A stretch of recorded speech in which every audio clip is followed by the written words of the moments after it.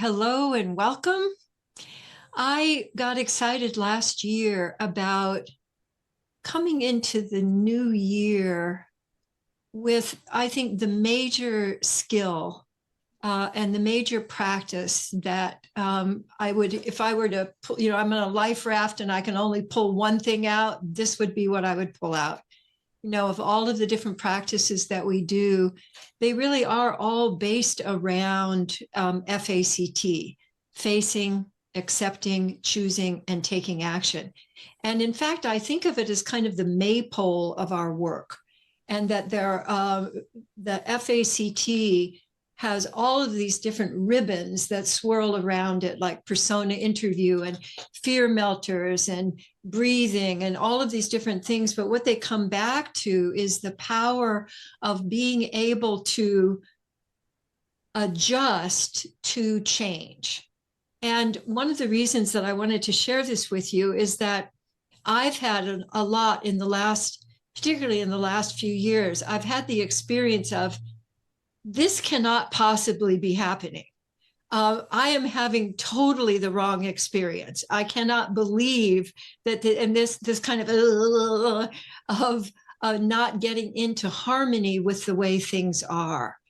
And I was just remembering my first real big experience of using what became F.A.C.T was when I was finishing up my doctorate.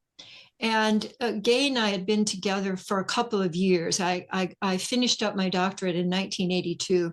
I was actually the first one in my school to finish up the doctorate because it was a new program. And so because I was the first person to finish up, they didn't have all their protocols.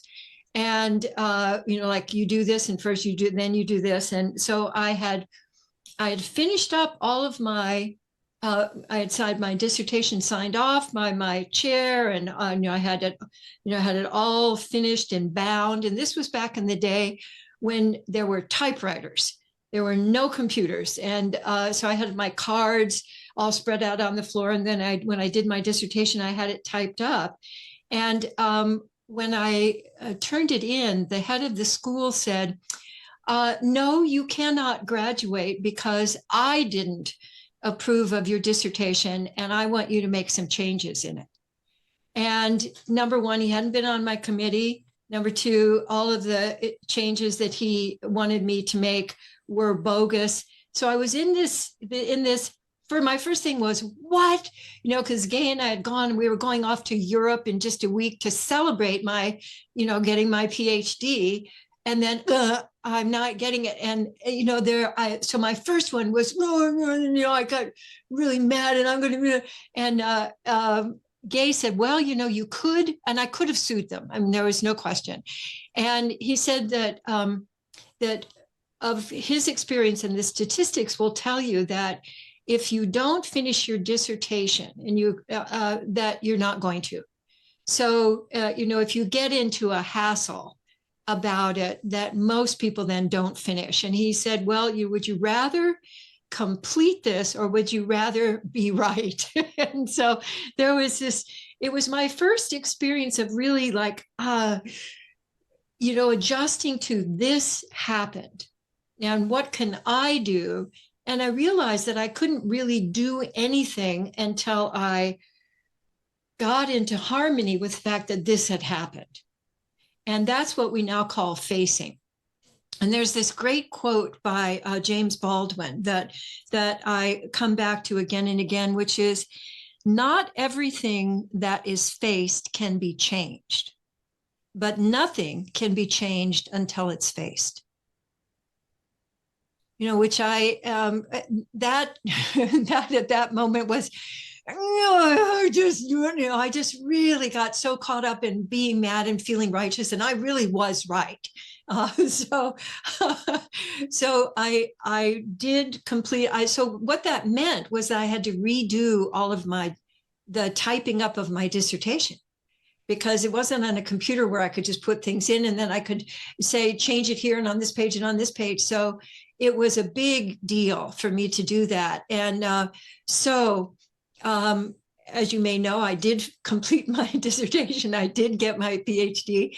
And then it gave me more of facility to assist others. Because I could have been the person that took my school to court and then I never did anything else. So it was one of those choices. And as we're getting started here, I wanted to let you know that in the chat, there are going to be resources for you that you can pull off so you'll be able to reference. For example, we have a whole module that our Restoring Resourcefulness faculty created on the act of facing and accepting and choosing and taking action. So there's a video and there are handouts. There are all kinds of resources to support you. And I would say that in our work, even though it looks like we have different processes, they're almost all a variation of F.A.C.T. So the first thing I want you to do is to think of something recent that you've had this experience of, this cannot be happening. I cannot believe this is happening, whether it's something with the weather or I was remembering one time we came home from a trip and the entire front wall of our house had just fallen down into the front yard. All of the stones had just fallen down. And so it was like, oh, it could be something physical. It could be something, in your environment. It could be something with a relationship with somebody else. It could be a relationship with yourself, but something where you've had that experience of, oh, I am definitely having the wrong experience. I am in the wrong life. If I were in the right life, this would not be happening. So I want you to identify something that you can play with, that you can explore tonight with our gathering. And because F.A.C.T, I continue, because we've been playing with F.A.C.T for years and years, a couple of decades. And I continue finding treasures in the experience of F.A.C.T. And so I wanted you to have this because right now it seems to me that we are in the wobbliest kind of civic and energetic condition on the planet that I've experienced in my lifetime, and I'm 75. So, and I've gone through all kinds of stuff, the Vietnam War and, just bunches and bunches of stuff where I thought, oh my God, this can't be happening. Like when Reagan got elected, I went, I can't believe this. This is definitely the wrong experience. So many, many, many that I've, gotten into harmony with, but my sense is that we're in maximum wobble right now. And what I experience F.A.C.T doing for me energetically is giving me a through line, giving me like in physiology, they have a concept of the plumb line. So you're adjusting. And if you've ever done anything with your posture, if you've worked with somebody with your posture, they'll look at the plumb line. Like what's the line that goes through your body, and are you in harmony with that? Or are you way in front of it, or part of you way behind? So it throws you out of balance. For me, F.A.C.T creates balance. It's a way of balancing myself while I'm in action. It's one thing to be able to balance yourself when you're meditating or, when you're contemplating something, but when you're actually in action in the world, which is where we spend most of our time, all of those things tend to fall away. But I find I can use F.A.C.T in the midst of my day. So once you learn it, you can move through F.A.C.T really quickly. You can also do it with people over the phone, on FaceTime. As long as people are using their whole bodies, F.A.C.T works really, really well. Let me think of some of the other, F.A.C.T, I'm thinking of the benefits of F.A.C.T. I find that it makes me smarter. It's way more effective than even doing like the pros and cons where I list, well, if I do this, this will happen. And if I do this, what would be the good aspects and the bad aspects. So every other evaluation tool that I've used has not been as effective as F.A.C.T. And I think one of the main reasons is that you're using your whole body. So as I'm sharing this with you, I'm going to be suggesting some of the whole body attitudes and postures and movements so that I think are going to make this most effective for you. Let me see if there's anything else I want to say right now. Change. I argued with a change a lot. That was one of the things that I argued with. And I don't know how you argue with change, but it was a variation of if this were slower, or if this were in a different, if someone were speaking in a different tone, or if they, if they would just, ask me what I wanted first. So I would try to mess with how things were actually occurring and say, well, if it happened this way, it would be so much better. And I think that's a lot of what our arguments are about with ourselves and with others is, I just don't like the way things are happening. And I'm just going to resist it. And and then we become at the effect of change rather than actually being able to interact with it. So my sense is that change is happening very rapidly right now. And in order to kind of keep up with it, my sense is that F.A.C.T is the friendliest tool that we have. And also all kinds of things can be loaded into it. So things that you know how to do, the things that you know how to participate with that create well-being for you or facilitate change, those can be added into F.A.C.T. So I find it's kind of like a universal recipe. So, you could write it like F.A.C.T, and then over here you could add in, well, when you get upset here, just add breath in, or add fear melters or add a persona interview. But coming back to F.A.C.T, for me, has created a sense of safety. I have something I can do in the midst of chaos. I have something I can do that gives me actual real choice that's based on my opening up, particularly opening up. So generally, when think about for a moment the thing that you're most arguing with right now, this could not possibly be happening, or I can't believe this is happening. And I'd like you to let yourself exaggerate your response of, I can't believe this is happening. I don't want this to be happening. I want you to exaggerate it as a whole body experience so that you can feel what you do. And I predict that you're, one, not breathing fully, and two, you're not moving fully.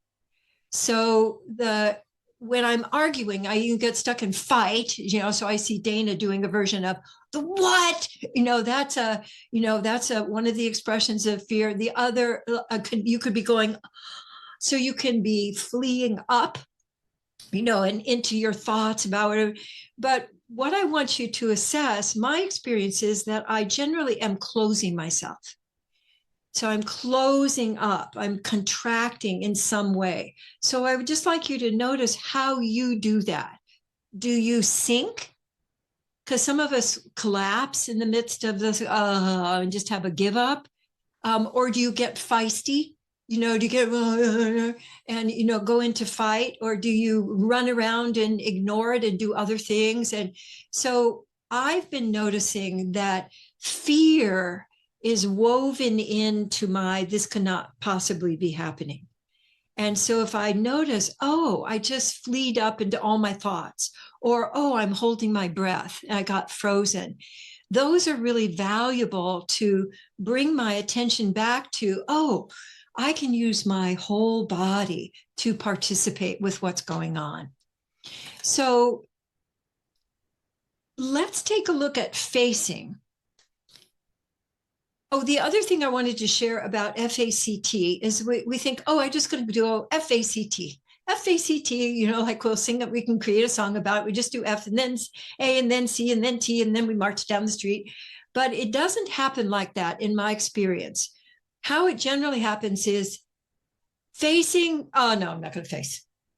And then that's it for that one, and then facing, start to face, and then turn away from facing, or facing, and then maybe get into a little bit of accepting, and then something else comes up to face.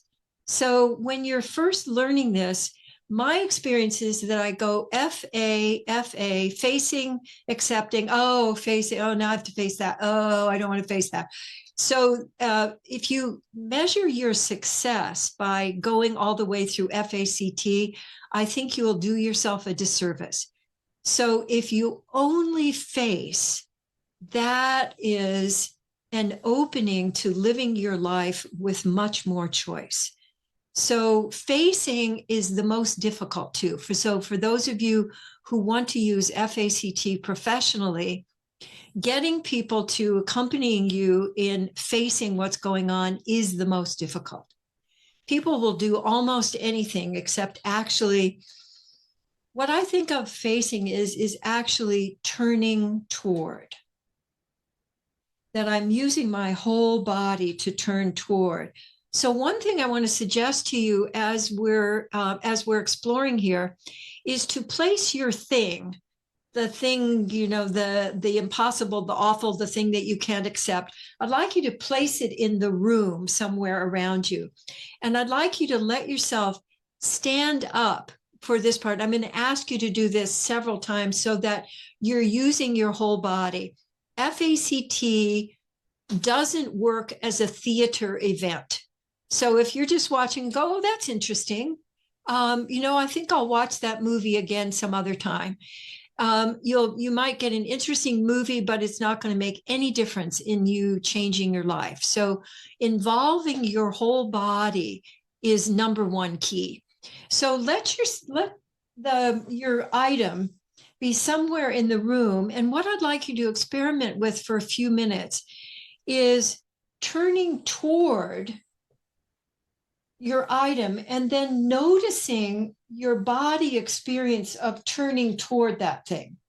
So it may be a, or it may be a, there might be feelings that come up, or you might have a flurry of thoughts, or you might want to run away from it. So I'd like you to let yourself turn toward, notice what your body is doing, and let yourself follow what your body wants to do.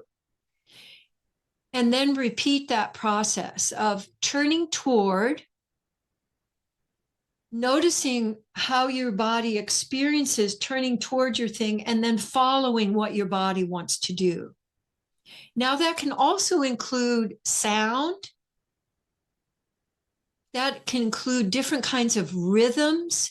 So notice if your body response makes you want to go faster or slower, or get bigger or smaller. So most of the time in polite society, people spend all of their time not facing.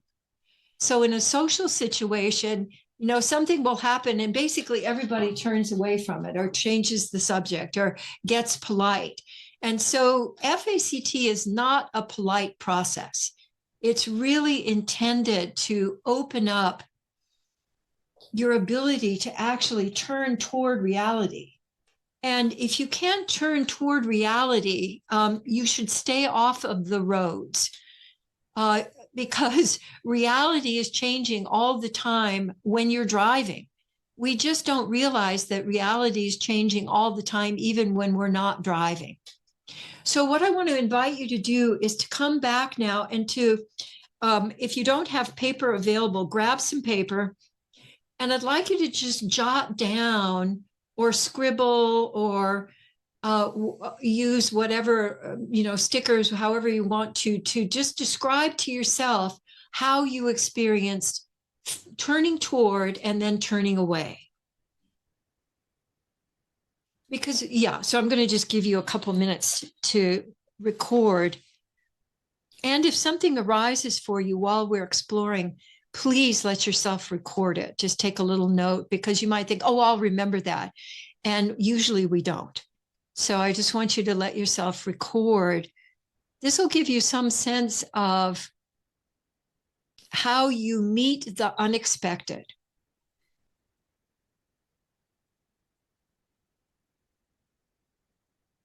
I celebrate the moments where everything is in balance. We even have an official day on Wednesday because we get our house cleaned on Wednesday. And so after they leave, we walk around the house and we don't touch anything, and we just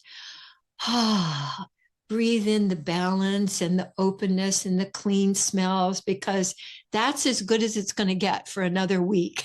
So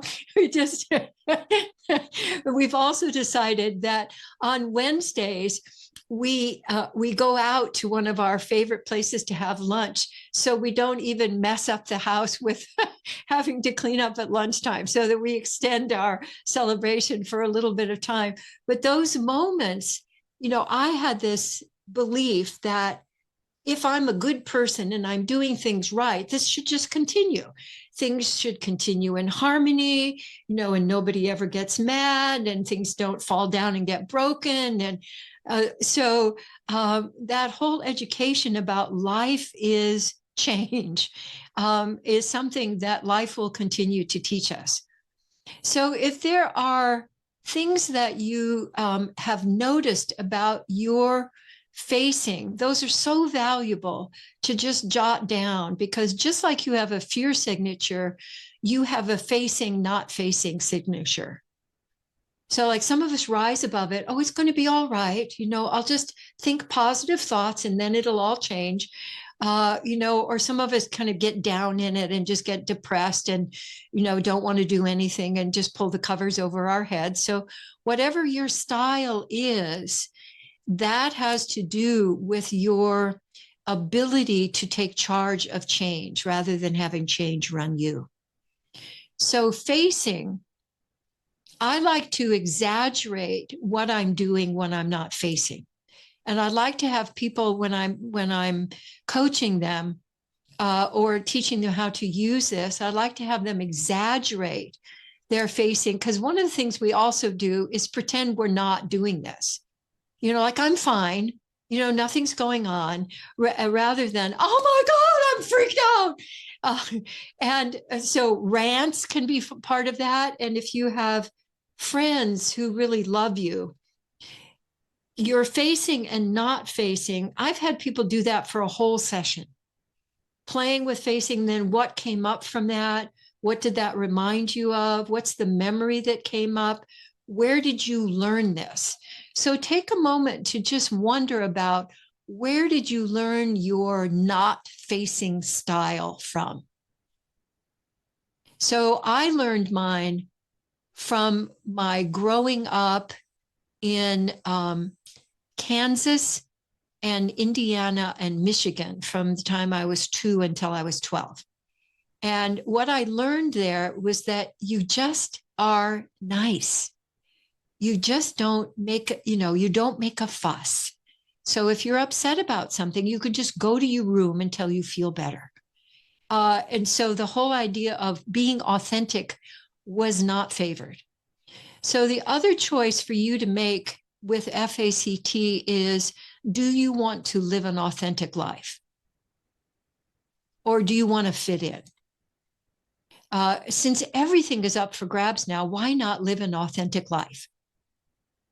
And let your own authenticity and your own felt choices create your own structure, rather than trying to get other people's approval and trying to get them to face it for you.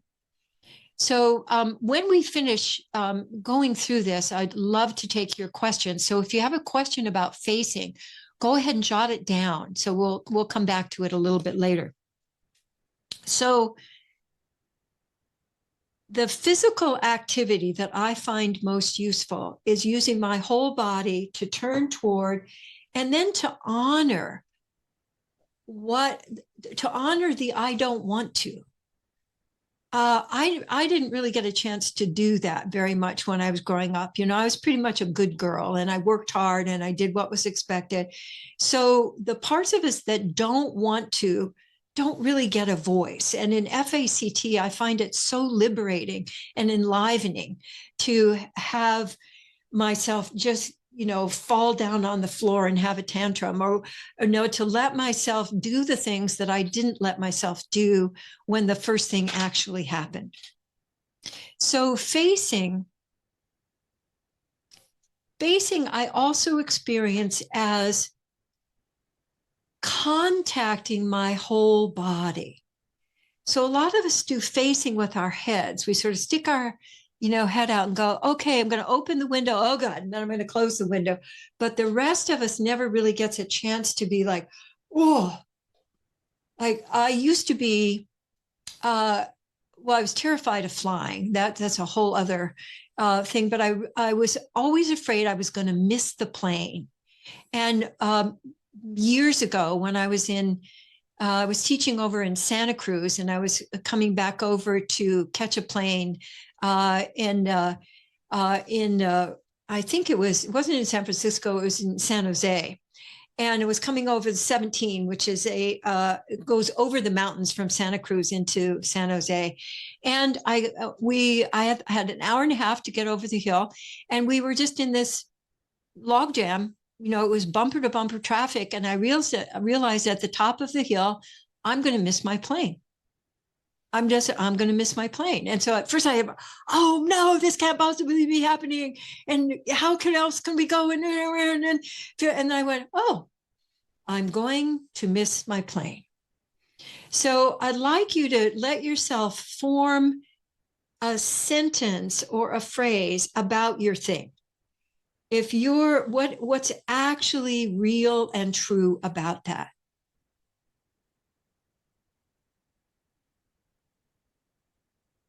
So for me is, yeah, that thing I've always been afraid of missing the plane, I'm going to miss the plane. And it was really interesting. Once I got into harmony with that, I just enjoyed the ride, had a great conversation with the person who was driving me.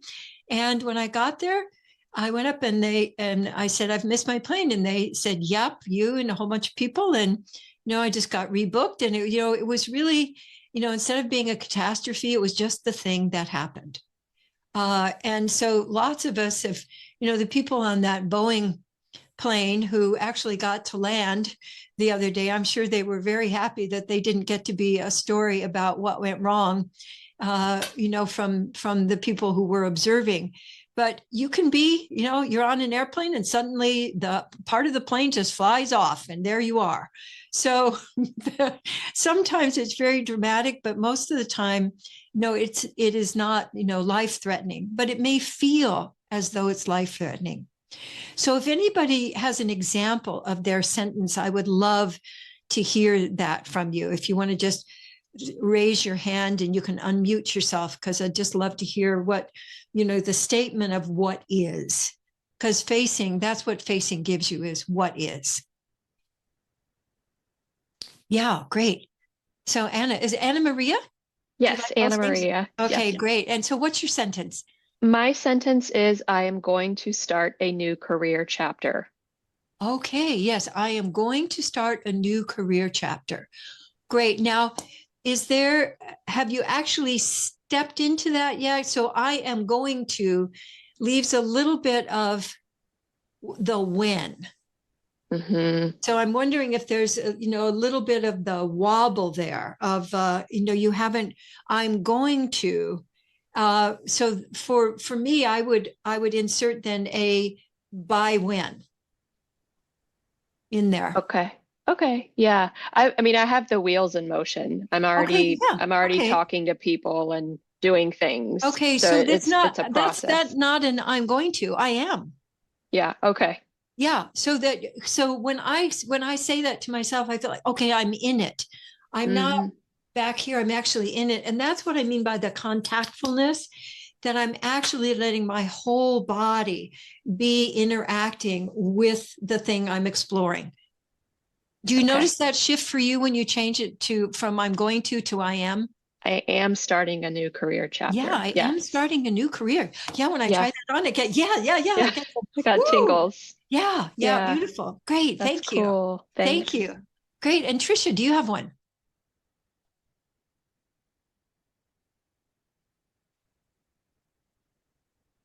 You're still muted. There we go. Now can you hear me? Okay, yes. Sorry about that.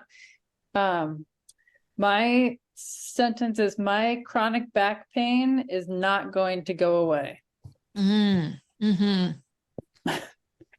Okay. Yeah. So when I hear that, for me, that takes me a little bit out into the future, because you don't know. if it's going to go away or not. So the F is, how is it right now? Right. So it can be my back pain is continuing. Right. Like, how is it? So my back hurts today. My back hurt last week and it hurts today. So when I do that, I feel an alignment with, okay, I come into the plumb line. That's how it is right now. And when you say that, does that shift anything for you in how you experience your back pain? Oh, versus the future versus being back to the present? Right. A little bit. I do feel a little bit of a shift. Yeah. Yeah. Well, that's how shifts start. If it's just a little bit. Now, it may not be enough for the, I think because part of, I think part of going up against is the like reality of I have it.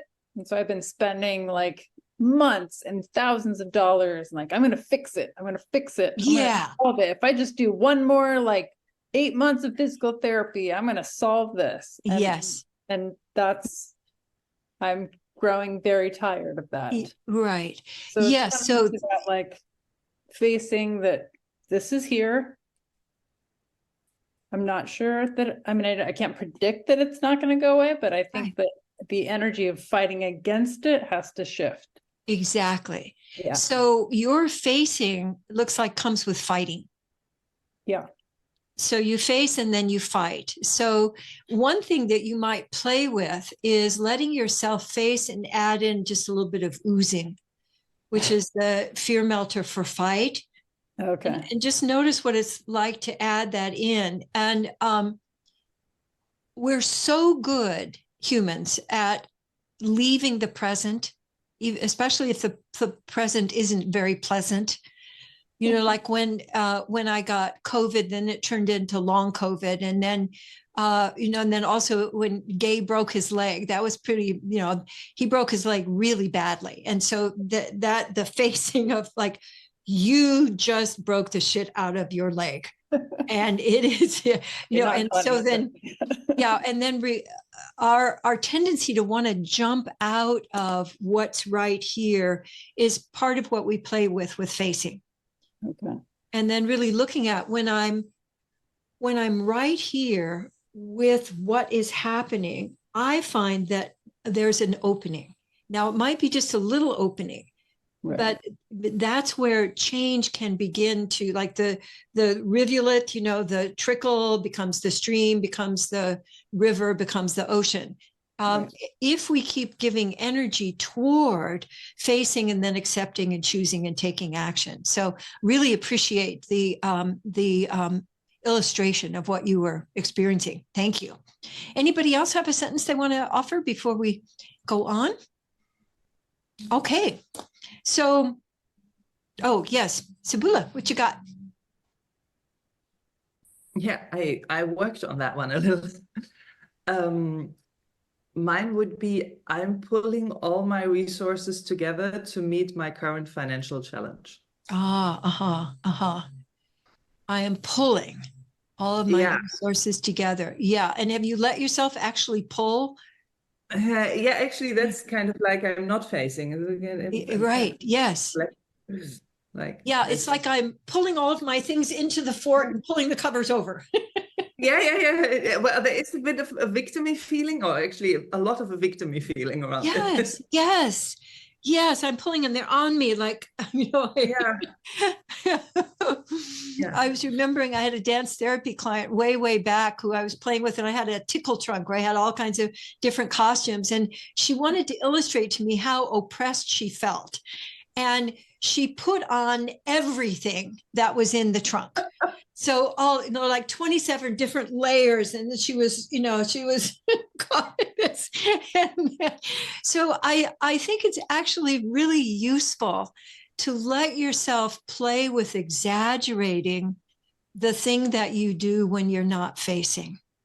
Yeah. And because it has to do with money, it's really, of course, it's a big one, you know, because that for most of us is really a big one. Oh, I love that when you're sort of like the poor little orphan girl. Yeah, no, it's a bit like the mother in Life of Brian, you know? Yeah. Oh, yes, yes. All you like need to that. do now is just do a little rocking and Oh, oh. Yeah. That's very much the first so thing. the moment we can play with even something that seems to be awful, we can start to get some, you know, tossing of different possibilities, and our creativity can awaken. So I also hear, and I imagine for all of us, when you're not facing, you're also caught in fear. So you identified, sounds more like a faint. Yeah, faint or flee. Faint and flee. Oh, well, you could do both. Yeah, when I did the exaggerating, I was out the door. I was behind the door frame. Okay, beautiful, beautiful. So fleeing and then fainting. And I'm wondering too, I was just imagining you gathering in resources with love scoops. Like, oh, I could get some confidence by talking to my friend. I could choose some colors that really represent abundance to me, and you could gather those in. Ooh, I feel so much better. See, that's for me, you will never think your way out of these dilemmas. But I've found that F.A.C.T always gives me, you know, at least a little bit of creative opening and sometimes a lot of creative opening. Yeah. So thank you, Sabuli. And Etienne, is that how to pronounce your name? Yes. Yes. Yes. Do you have a sentence? Not now. Oh, I put the hand up. I don't know why.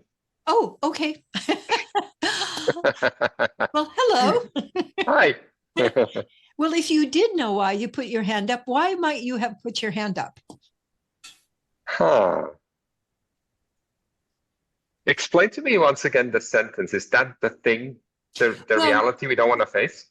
Yeah, it's like your clearest statement of what is. Okay. Right now, like I missed my plane. Okay. You know, someone just backed their car into me. Okay, I have one. Yes. Donald Trump is leading in the polls. Yes. Okay. And what about that affects you?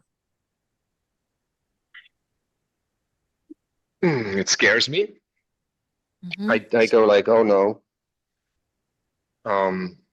It affects me. Yeah, it's not in my life. It's not directly, but there's all sorts of like scenario, what that might mean, where that might lead. So it sounds like you flee forward into the bad stuff that's going to happen. Yeah, definitely. And it also looks like you collapse. Like it looks like definitely more of a collapsing. faint. Yeah, a faint. And so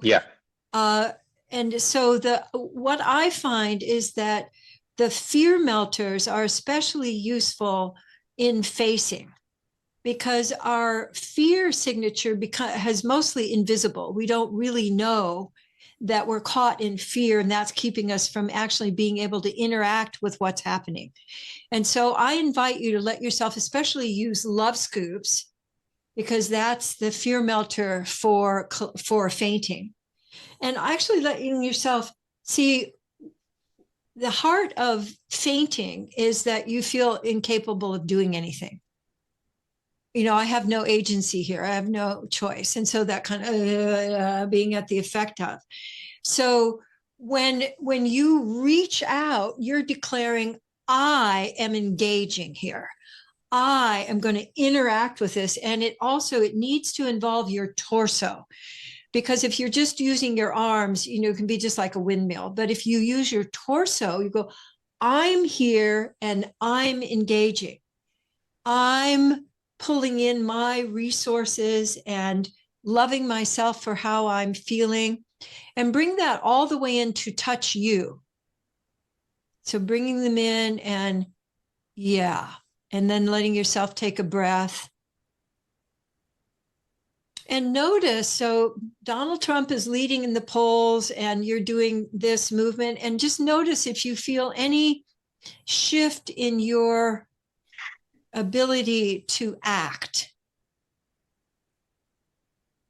You're getting some, you're different, I see different movements and different angles showing up. Feel more agency and more connection and yeah, beautiful. Great. Thank you. Thanks for sharing that with us. Okay, accepting. Thank you. Sure, thank you. Now, the accepting, we used to, well, back to facing for just a moment. Part of the facing is what's the hardest thing about this for you to face? And then you let yourself turn toward that thing that's hardest.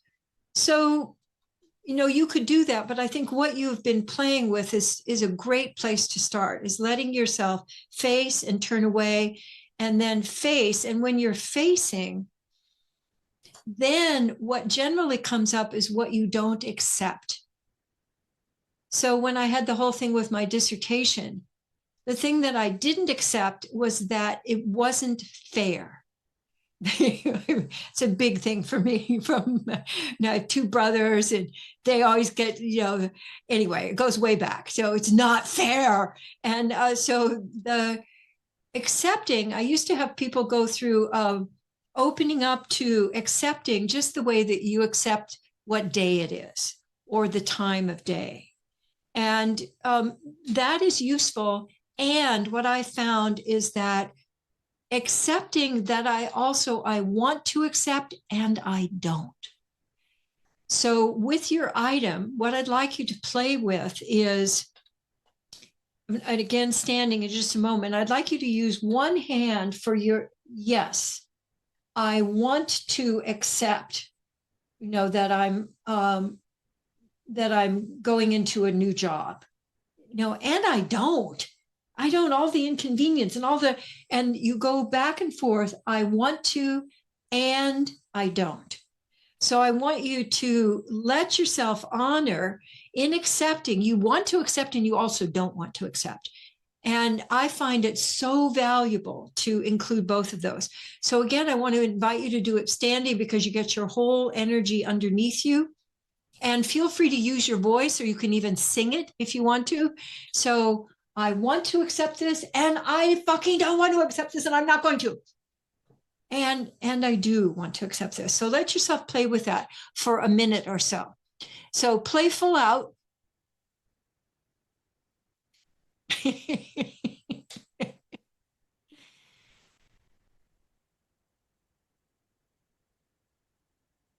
Your whole body intelligence is so smart. Something is going to arise for you. I'd like to continue with this until something happens that shifts me. A third thing between the I want to and I don't want to.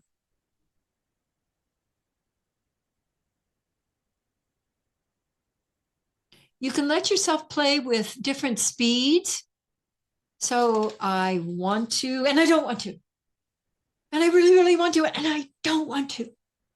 Faster and slower, using different, turning toward, adding in your breath, making gross sounds.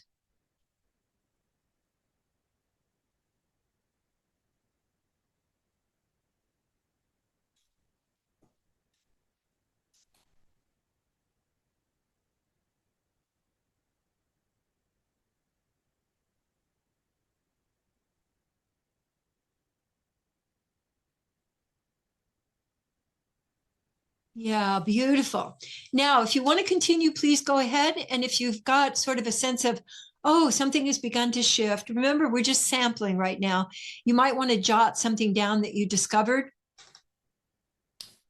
I have found that facing and accepting are really the heart of F.A.C.T. And if you spend a lot of time, like, days or weeks with an item, with facing and accepting and facing and accepting, that's wonderful, because most of our not facing comes from long time. It might even be generational. It might be something that you learned, and that's, it's a family trait, or we just rise above it and just carry on. And a lot of people in their families just pretend nothing is happening and they just carry on. Everything's fine. So when you're uncovering that and you're getting real, unwinding all of those layers can take a little bit of time. And it's so valuable to honor that. And so is there anything that anybody want? Oh, actually, if you have a question, write it down, because I want to go through, I'm realizing we're at 6:45 already, that I want to go through choosing and taking action, and then we can take some questions. So choosing, most people leave that out. I can actually choose. I can tune into what I actually want. I can want something. So choosing, what I'd like to do with my body with choosing is to create what we on our website call creative joint play. And that's simply moving your body in new ways. It can be big or little, but you're basically just inventing new pleasurable ways of moving while you're thinking about, what do I really want? What do I really want? And it helps, I find, to say it out loud. I really want, and about this thing, I really want. And while you're moving, and if you start holding your breath or you stop moving, it just means you've got caught in fear. And you can let yourself do some fear melters and open up your breathing, and then come back to, what I really want is. And I've often found that people start with what they don't want. So that might arise for you. So when I say what I really want is, well, I really don't want that much conflict anymore. That's just driving me nuts. And that's valuable to honor. I was remembering one woman who was in a blended family, and she was having a terrible time with the kids. And I think they had 7 kids trying to, and I said, well, what do you really want? And she said, I just want them to all go away. And I said, yeah, okay. So we just honored that. And then she said, yeah, I really don't want them to all go away, but I do. So you can do that. You could take into accepting. See, so you can back up too, into when you get to choosing, and like, I want them to all go away, and I don't. Oh, and I really do. I want them to all go away so that I don't even have to deal with this anymore. And I'd miss them. So letting yourself play with the contrast, play with the opposites, allows a new configuration to come through for you. So choosing, most of us don't have much experience in choosing. I mean, in genuinely choosing. So saying that out loud, what I really want is, and then actually stepping into it. Those are the body motions that I think most impact our ability to choose something. Now, what I'd like you to do with taking action. So that's where you make it real. Because you can have a discussion inside yourself, and you can play and you can thrash around, but until you actually take action, you're not going to make a difference in your world or in the world. And so what I like to do for taking action is to actually move around. And so I want to invite you to move around the room, or if you don't have room to move, to let your body move. But I find that when I'm walking, and especially when I'm walking at a pace that feels delicious to me, I can wonder about the taking action is, what's the simplest action that I can take that's going to move me in the direction of what I want? So we tend to get all elaborate, like I'm going to get the new job. Well, what's the first action that's going to move you in the direction of getting the new job? And then that's what you take action on. And our colleague, Audrey Hayskamp, likes to call it measurable pleasurable. So if it's an icky thing that you have to make yourself do, I don't recommend that you take action on that. I recommend that you take that back into facing and accepting, and then you make a new choice about what you really want. So that it's not in the old script of working hard and change has to be painful. So I want you to actually move around a little bit. So take 2 minutes and move around with your item of, what's the simplest step that I could take? Could be just writing it down. That could be the simplest, or sharing with a friend. I plan to share with a friend. So the other thing about taking action is the by when, because we can just put that off like, I'm going to get a new job. So the by when allows you to make it real in the real world. There's lots of research about when you add your body, you think better. You think more creatively, you get more effective. And it's especially true, I find, for when I'm wanting to take action. So if it's something that you couldn't complete in the next 10 minutes, it's bigger than taking action. It's a project. So you can take your project and break it down into what's the simplest action step. Because that's where change happens, is one taking action at a time. Now, at any point, what can open up is something like, oh, I never really faced that I'm still mad at my older brother. And I can't really do anything about that right now because he's dead. So that might bring up something for you that you can then bring back into the F.A.C.T. So I actually find that because I've integrated F.A.C.T, when I broke my hip, I fell off my bike and my bike fell on me and snapped my hip. And talk about facing. When people came, everybody rushed over and said, oh, are you all right? And so first thing out of my mouth was, I'm fine. So talk about facing what is. So it took me about 10 seconds to go, oh, I can't stand up. And then, I realized it was when I was in the hospital and the doctor came back, he'd taken the x-rays and he said, well, we have the x-rays. And I said, oh, can I go home? And he said, oh, no, my dear, you have broken your hip. So it was like, boom, the facing came in at that point. So the facing and the F.A.C.T, when I was in the hospital, I probably did F.A.C.T 3 dozen times. I was in the hospital for 3 days. It was just one thing after, like, oh, they gave me, when I had the surgery, they gave me morphine. Oh, I'm allergic to morphine. Oh, I'm feeling like 1,000 mosquitoes are biting me. Oh, so F.A.C.T went on and on and on. And I found that it really assisted me to meet the moment, to be friendly to myself, and to be able to choose effectively, even in a circumstance where, I was medicated and so on, but I felt so much more empowered by having integrated F.A.C.T. So it can become, for me, it's really it's the hub around which everything else is organized. So when you're practicing this, the things that I find most useful to add in are breathing and fear melters. And then when you get more experienced, you can add in all kinds of other things. But if you get stuck, you're probably not breathing and you're not moving. And so fear melters will get you moving again, and breathing will allow you to move the fear through so that it turns into agency. It might even turn into excitement. As Fritz Perls said, that fear is just excitement without the breath. So you could get excited about the possibilities or the challenge, or, turning it into something that you can engage with. So,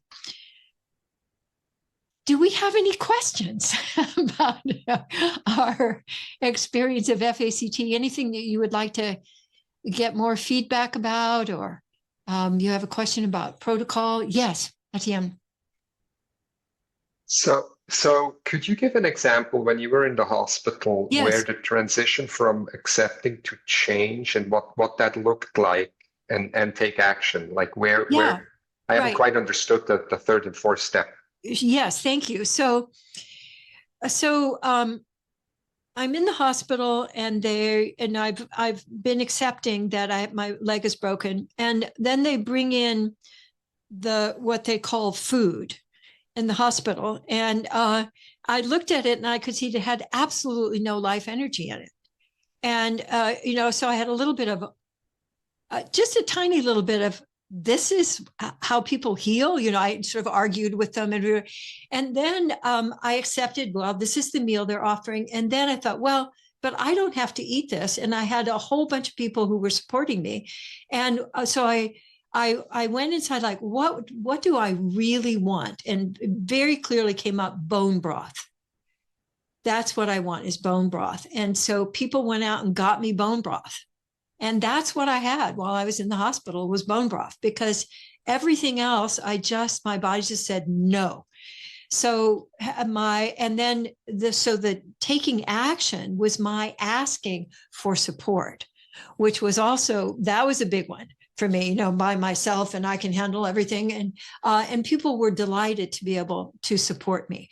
So does that help as an example? Yeah.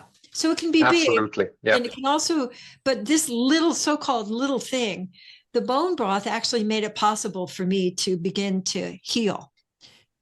Yeah. Whereas if I'd eaten the hospital food, I may still be in there. Mm-hmm. Yeah. All right. Anybody else have any questions or comments about your own experience? Something that popped up, something that you learned? Or application. So those of you, I know that there are a lot of you who've been playing with F.A.C.T. Is there anything about, Sibylle, what you got?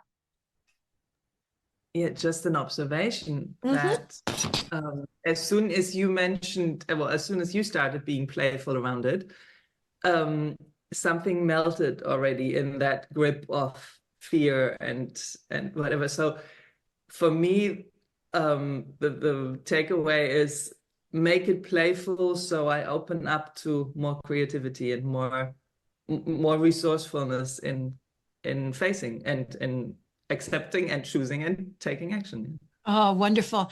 And for me, the way that I make it playful is to exaggerate what I'm doing. Yes. So not by doing something else, like if I do this, I'll be playful, but by actually exaggerating what's going on, and then that can turn into play. Yeah, and not even with a purpose, but just going in that direction and see where it goes. Not, exactly. I'm exaggerating now, so I get to that stage. Right, exactly. So that I can fix myself. But just exaggerating and seeing what happened opens up your creativity. Yeah. Yeah, beautiful. Thank you. Great. And Edie, what have you got? Hi. So a couple of things. I'll try to be quick about this. One, I have been practicing and playing with F.A.C.T. for a while, and I had such a lovely experience recently with taking a gallon of paint back to the store. It was not the right color paint. I tried it. It didn't work. I took it back to the store.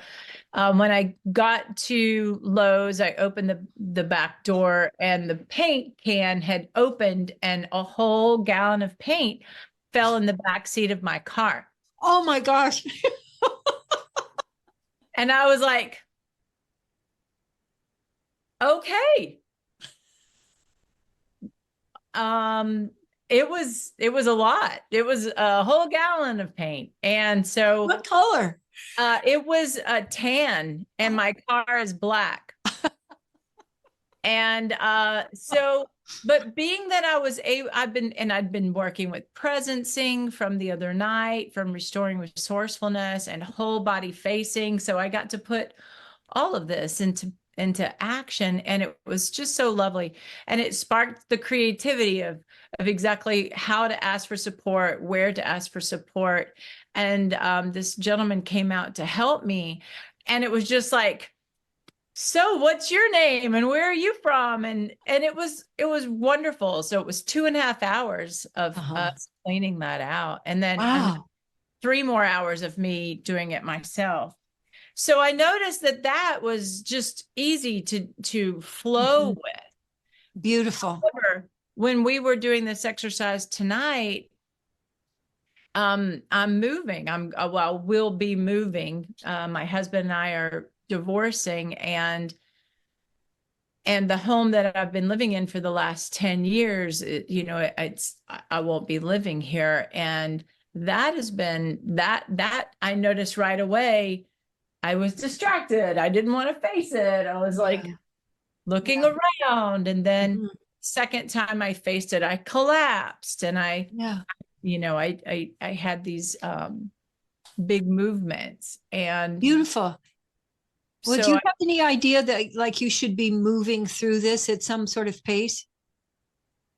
Because you've lived here 10 years, and my thought is lots of facing, accepting, facing. And then just like Zabula and I were talking about, of you just exaggerate what's going on and see what happens. Because there's, when you've got closets full of stuff, both memories and feelings and items, and so it's going to be messy. Yeah. So just like the paint, I mean, it's kind of perfect that you spilled the paint. It's like and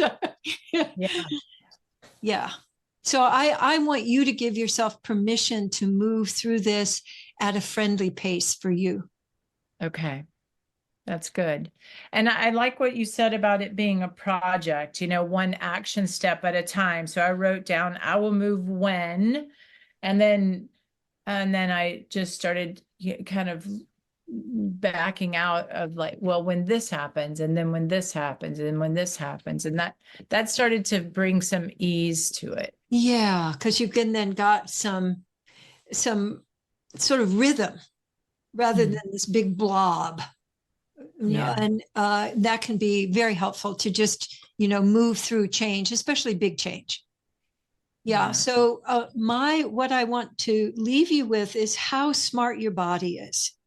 And when you're thinking with your whole body and playing with your whole body with F.A.C.T, it's really a route to discovery and invention and having more and more creativity in your day-to-day life and being able to meet the unexpected, whether it's a paint can.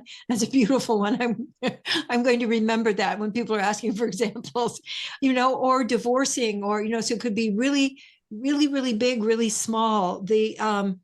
But F.A.C.T, I find, is really the engine that for me makes life effective and actually fun. Most of the time, not always, but funner. That's great. Thank you, Katie. Thank you so much. Thank you, everybody, for being here. It's just wonderful to see all of your faces. And thank you so much I wanted to start the year with like everything, instead of everything's going to be fine, everything is doing what it is, and how can we be effective in the face of all of that. So thank you, and Happy New Year to you all. Thank you. Bye now.